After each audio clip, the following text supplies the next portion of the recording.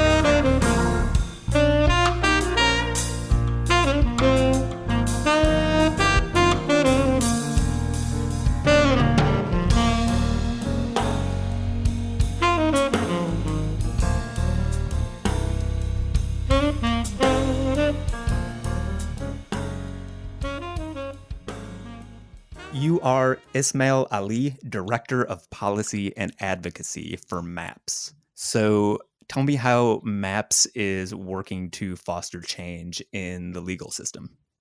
The way that MAPS kind of operates with respect to changing the legal system is primarily focused on the drug policy scheme, specifically the restriction on generally considered quote unquote psychedelic substances, Schedule 1 drugs that have historically been criminalized. And that research is over time showing may actually have some benefits for people, something that wasn't fully considered in the process of criminalizing a number of these psychedelics in the late 60s, early 70s, and into the 80s. So the kind of focus there is how to engage with drug policy in a way that creates access for the safe and responsible use of these substances. So what can you explain the word multidisciplinary in the name of the organization? Yeah, that's one of my favorite words of all of them, actually. The way that the founder, Rick Doblin, kind of conceived of the organization was one that utilized multiple sectors or areas of scholarship or kind of areas of political focus to achieve these outcomes that were sought for at the time that the organization was founded and ongoing. So to me, multidisciplinary just means that we use a number of different sectors and collaborate across sectors to make that possible. So my background is in law and policy. We work with a number of scientists. We work with communication specialists. We work with people who are just straight up like journal article nerds and policy wonks. So it's really like trying to figure out a way that brings in stakeholders from a lot of different sectors of society to all consider together what might be the future that we're actually working toward. What kind of interaction then do you have with, kind of the healthcare system or like established medicine? In general culture, this might be looked upon as a kind of like radical organization. So I don't know how collaborative or dismissive, I guess, people have been while engaged with the organization. Yeah, it's definitely changed a lot over time, which is to say that, I wasn't around when the organization was founded, but I imagine that in the late 80s and early 90s, as the organization got its legs out under it, you could say, there was significant skepticism, and especially kind of in the wake of the war on drugs and the way that the US government responded to crack cocaine and the AIDS epidemic and all these things, there was certainly lots of skepticism and stigma from society at large at the time that the organization was founded and in the first few years, maybe even a couple of decades. However, the last few years have shown quite a significant shift in that perception. So with respect to the engagement with healthcare, one of our MAPS' flagship projects has been to take MDMA, the active ingredient in ecstasy, through the FDA approval process, which essentially means like directly interacting with the federal government through that regulatory system, with the intention of turning MDMA into a prescribable medicine, in this case, as an adjunct to therapy for the treatment of PTSD. We're about halfway through our second phase 3 study right now, which is to say that we're quite close to the 3-phase process that's required to get approval through FDA, which would permit us to have a substance that can be prescribed and then utilized in a fully legal, federally regulated healthcare system.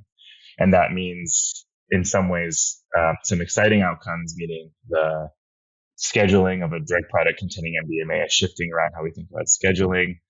And it means some complicated things like how do we interact with the federal or with the healthcare system broadly, including insurance and access to care and all these kind of big questions that come with healthcare in general. So that's, I would say, going quite well, especially in the last like 5 or so years. We have a really good relationship with FDA. We have a good relationship with other federal agencies.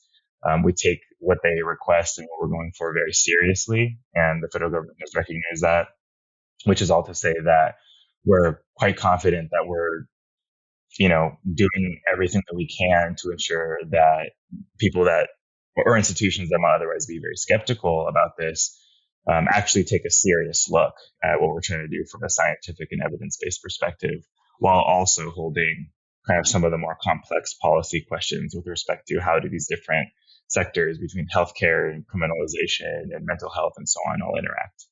What's that process like? You said this is the second 3-stage trial. So how long did the first one, what kind of time frame was that? And then how long do you think before the second trial will be completed? And then how fast does that actually impact a person trying to get care of some sort? Right. So our first study with MDMA that was successful was, I believe, in 2004. So we're almost 20 years out here in 2022 from the beginning of that process, which is like the phase 1 dose response study.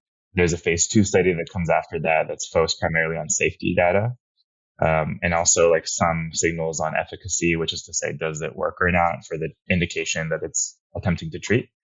And then the phase 3 study that you were just describing, I think that we started it, I want to say like early 2021, or maybe it was supposed to be early 2020, but as, a few things happened in 2020 and 2021 that slowed a lot of things down. So the whole phase 3 process has been at least 2 or so years. And I think our current anticipated timeline for phase 3 being complete and then the potential FDA approval of the drug is probably out another 18 months from now. So we're hoping to have the phase 3 trial completed as early as the end of this year and then submit the application and go through the final process with FDA and HHS and DEA over the course of next year. You already mentioned people's access to these medicines. And in an article you wrote with Hadass Alterman called The Legal Landscape of the Psychedelic Ecosystem, the decriminalization of psychedelics is discussed, but you bring up the idea, that access in the future won't necessarily be equitable. So there seemingly has always been an underground marketplace. So will that just remain a better option for some people? Like how do those two things kind of coexist, or do they not?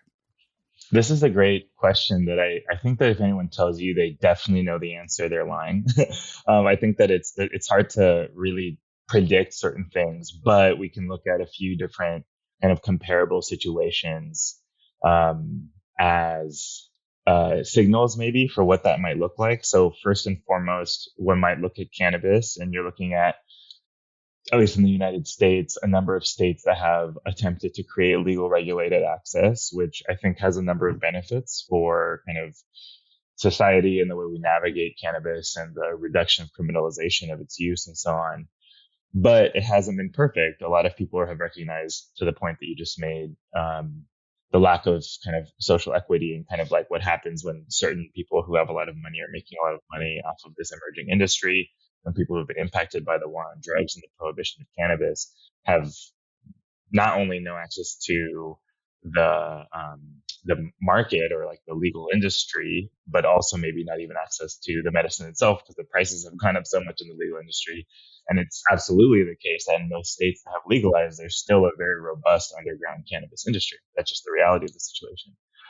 I think with respect to psychedelics, I would differentiate a little bit from an access perspective, plant-based substances and synthetics, only because of the difference in manufacturing styles. So, for example, I think that from an access perspective, it'd be a big shame if we have a really amazing, successful, like psilocybin drug product that maybe is really useful to treat something or other that has a whole protocol that costs thousands and thousands of dollars, while also not letting people pick the mushrooms that grow in the park down the street from their house or in a, what's it called, in a kind of protected space in their state. I think this is especially relevant for the Pacific Northwest, for the Northeast, really anywhere where you have, frankly, psilocybin mushrooms growing kind of everywhere.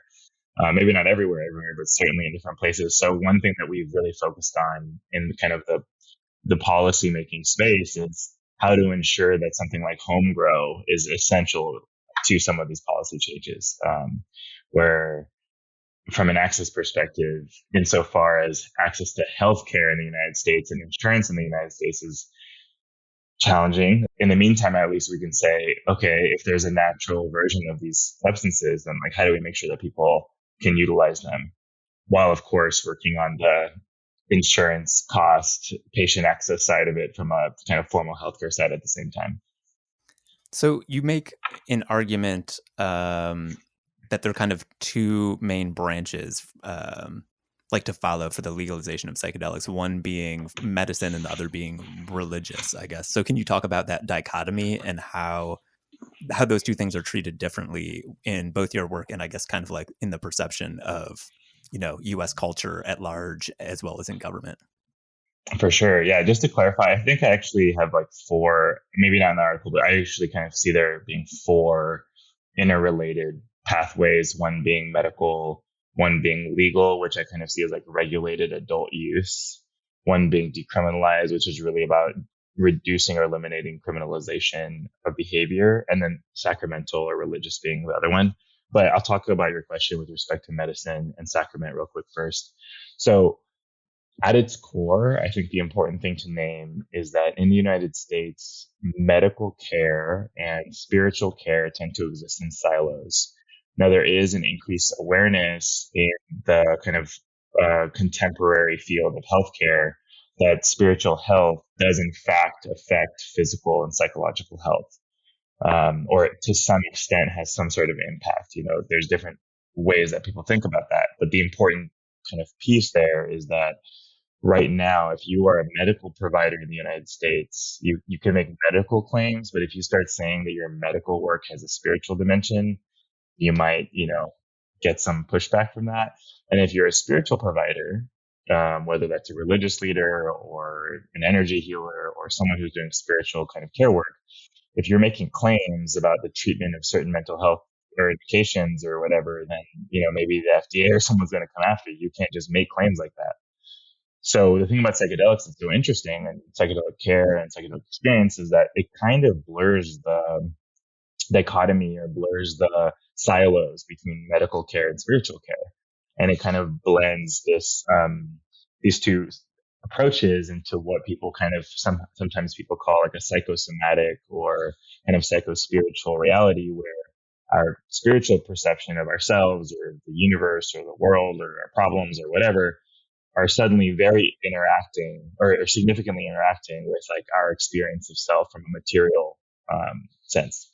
And you kind of see that, I think, in one place in particular, which is the study of trauma, which is to say, like, how does trauma kind of encode itself into the body in DNA? How does it get passed across generations? We now have good evidence, scientifically speaking, that trauma is not something that evaporates when someone dies. And in fact, it's passed on like through birth, through cultural realities.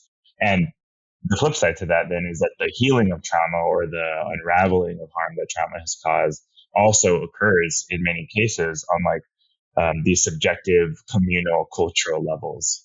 So that, I think, intersection, you could say, between the medical reality and the spiritual reality kind of really fits at the place where psychedelics often are where psychedelics are seen to impact people, which kind of throws some of these boundaries that we have out of the window.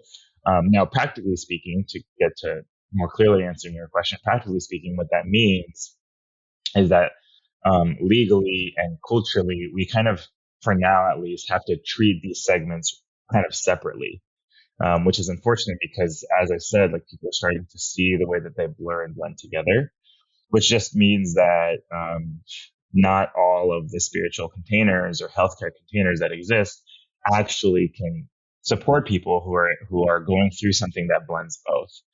And I think, legally speaking, that means that the church kind of sacramental use, entheogenic, sacred community container cannot be making claims about mental health benefits. And on the flip side, if you're a mental health care provider, just be careful about how spiritual and woo-woo you sound, because that might cause a problem too.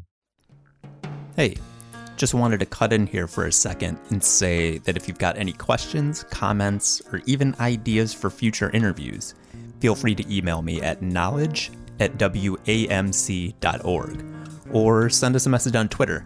We're at tbookknowledge. That's TBOO knowledge. Can you talk about kind of local initiatives to decriminalize psychedelics? It's helpful. I mentioned earlier that kind of framework where you've got like medical use, legalization, decriminalization, sacramental use. They all sort of interact in different ways. But with respect to the question about decriminalization, there's a couple things. One, there's been a number of movements across the country from a variety of grassroots organizations, some organized, some less so, across the country that have kind of focused on deprioritization of enforcement related to entheogenic substances, mostly kind of plant-based ones, at the municipal level. And it's a really exciting movement. Spore in Denver, Decrim Nature, which is a version, like one movement that's occurred kind of in a semi-decentralized way across the country. There's a number of other kind of independent community groups that have emerged across the country that have done amazing work and really, across the country. But one thing that's interesting about that is that from a criminal legal perspective, enforcement usually occurs at the state level. So the work that's happening in municipalities often provides a huge kind of launch pad for more communication and organizing and community building to happen, which is really beautiful. And I think the next step, and the one that really provides the protection that we're hoping for when it comes to decrim, has to do with the actual elimination of criminal penalties at the state level. And what that looks like would be basically Oregon actually just passed, or voters in Oregon just passed an initiative in November 2020, Measure 110, which decriminalized the personal use of small amounts of substances. It gets confused a lot with Measure 109, which got a little bit more press, which was essentially creating a legal regulated adult use system for access to psilocybin in Oregon. But with respect to decrim specifically, and did not decriminalize psilocybin, I should clarify that. But when it comes to decriminalization, you're kind of seeing it emerge at the municipal level. And I think very soon moving to the state level to see like, well, what happens if we eliminate criminal penalties for the personal use and possession of these substances? How do we navigate what that means for us? And then I think, how does that set groundwork for, a more compassionate, evidence-based kind of drug policy framework, which I think, includes access to treatment and access to safe supply and access to places and lack of criminalization, but also isn't like a free for all that freaks out your average voter that is not ready to hear the word decriminalization, but maybe believes that a person who uses a drug probably shouldn't go to jail for it. Maybe we shouldn't be spending $90,000 a year per person just because they possess some stuff. So I think that there's a general kind of disconnect and interest across like the political field, you could say. I like to say it's a increasingly multi-partisan issue, this idea that there should be other ways to deal with possession and criminalization. We're losing a lot of money. It's not working. So I think that this kind of move toward decrim is like one step, whether it's at the municipal level or the state level, to say, what is another way we can navigate the fact that these substances are real, people use them, whether we like it or not. And is there a more compassionate way to support people who are working with them, whether it's for their own healing or their own benefit or personal transformation, or they're using it in harmful ways or ways that hurt them or hurt the people around them. Like in either case, a more compassionate outcome or a more compassionate response is clearly needed. Like another sphere of this that I hadn't really thought about until I started reading material that you have worked on is, I guess, the patent process. And I guess you've seen this in the marijuana industry with kind of conglomerates ostensibly forming. Right. You wrote about patenting around psilocybin and that indigenous communities haven't been included, I guess, in that process or discussions Right. around how that is going to work. So can you explain how you're connecting those two things and why that community would have a stake in the patents? There is no psychedelic renaissance without indigenous technology, indigenous culture, and indigenous people. The whole reason that the West, as we currently understand it, not the Greeks figured it out maybe on their own, but as far as kind of like the American West, a huge part of the reason that we as a culture understand that psychedelics exist and can be used for healing or can be used in contexts that are not just like the kind of hysteria that kind of emerged in the war on drugs was really a function of a handful of European and American people who learned a lot from anthropology or cultural relationships or engagements with indigenous people and practitioners over the course of the 18 and 1900s. So what I mean by what I'm saying and by what folks are saying when they're saying there needs to be some sort of stakeholder engagement with some of these indigenous communities, what that basically means is that like insofar as there is an emerging multi-billion-dollar healthcare industry related to psychedelics entering the kind of psychiatric mental health space, it is probably important that we don't pretend like that knowledge came out of nowhere and actually try to figure out how to acknowledge and recognize that the information that we're using to create this emerging industry in many cases, not every case, but in many cases comes from kind of indigenous knowledge that has been transferred across generations, despite and in spite of cultural genocide and other kinds of attempts to eradicate those belief systems. So what that means to me is that while we absolutely can and should credit some of these amazing therapists and mental health practitioners of the West, these American and European leadership, who have truly contributed in significant ways to this kind of whole conversation about psychedelic therapy and healing, insofar as there's a patent race, question of who owns the intellectual property related to what, which itself can seem kind of sacrilegious when you're talking about plants. But when that does kind of start, or when that conversation with psychedelic therapy and tradition and care starts to interact with how the modern kind of legal IP healthcare infrastructure works, puts us in a position where you have people that are really trying to seek profit maximization on behalf of their investors, which is kind of the way business as usual operates, especially in healthcare, especially in kind of like right at the front edge of emerging biotech industry, like psychedelics, whether we like it or not.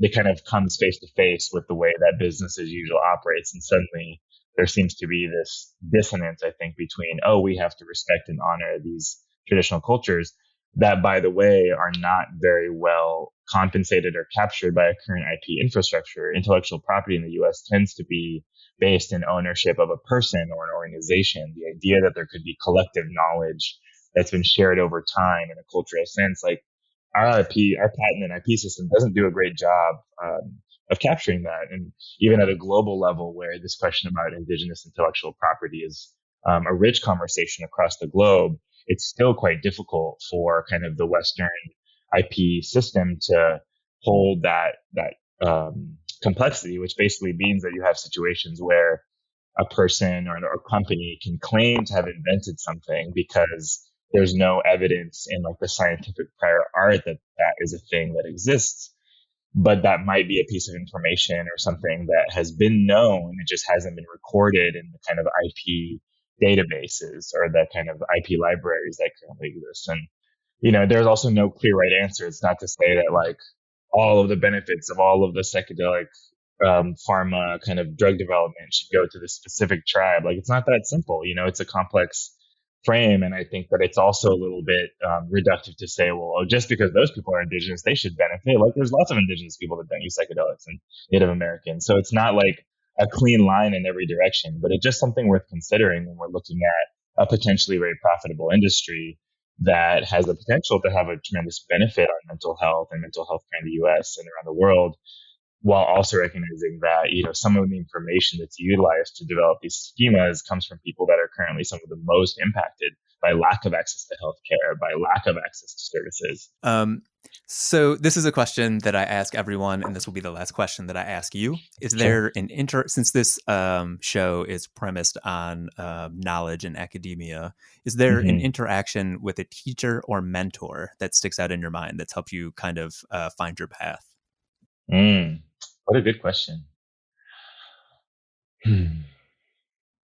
I paused for such a long time because I feel one of the privileges that I feel like I've had over my life, and I've thought about this many times, is that I've had so many good teachers and so many people who really cared about my well-being with respect to, the acquisition of knowledge and the usage of it and the transformation of it into wisdom. I'm thinking right now of an aunt of mine who was a younger sister of my mother's, who, and actually it's funny because there's actually two of them, they're twins, they're two aunts of mine, who have learned how to engage with the world, I think, in very different ways. Both of them work in education. Both of them care a lot about learning and teaching and how to ensure that people, learn the best way that they can and that people have access to education and care. And I think that my two aunts, their names are Claudia and Adriana, the twins, have taught me a lot about why and helped me frame how their family, my mother, as well as my father's family, care so much about the acquisition of knowledge and the development of scholarship and the wisdom that comes from that. And the specific thing that maybe I'll note is that what I've learned through both of them is that if you learn things, but then let those things get stuck inside of you and get stagnant inside of you, they actually never get the opportunity to become wisdom. And I think part of wisdom is the application of that knowledge in the real world. And what that looks like sometimes is making mistakes and not doing things the right way the first time, but learning something that then you truly understand beyond just knowing kind of intellectually. And that kind of interplay between intellectual knowing and kind of embodied knowing, I think, is something that I've learned a lot from these two aunts, and I think something that's been an important kind of learning for me as like a meta point to all of this, because I think it applies to all kinds of learning for me. Yeah, I think that's the answer I'll give for now. That was a good one.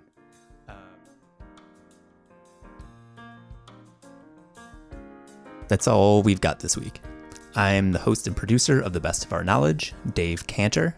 You can find us online at wamc.org and on just about any app you can think of: Apple Podcasts, Spotify, and Pocket Casts. So go ahead, subscribe, and join us next week for another edition of The Best of Our Knowledge.